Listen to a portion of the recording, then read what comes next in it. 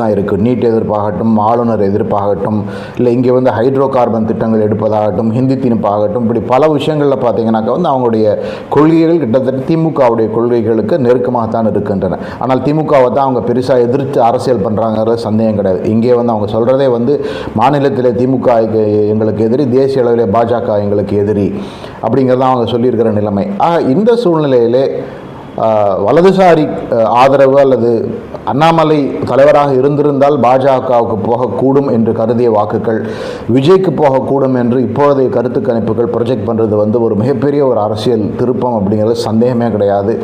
அரசியல் களத்தை இந்த விஷயம் புரட்டி போடும் என்ற ரீதியிலே பலரும் சொல்லுகிறார்கள். அகைன் ஆங்கிலத்தில் வந்து ஒரு வேர்ட் ஆஃப் காஷன்னு சொல்லுவோம். இது நடக்குமா நடக்காதா, இது முற்றிலுமாக பொய்த்து போக கூட வாய்ப்பு இருக்கிறதா, அப்படி பலரும் சொல்லலாம். உதாரணத்துக்கு விஜய் வந்து 18-25% வாக்குகள் பெறுவார், 18% 25% வாக்குகள் பெறுவாருங்கிற ஒரு கணக்கிலே தான்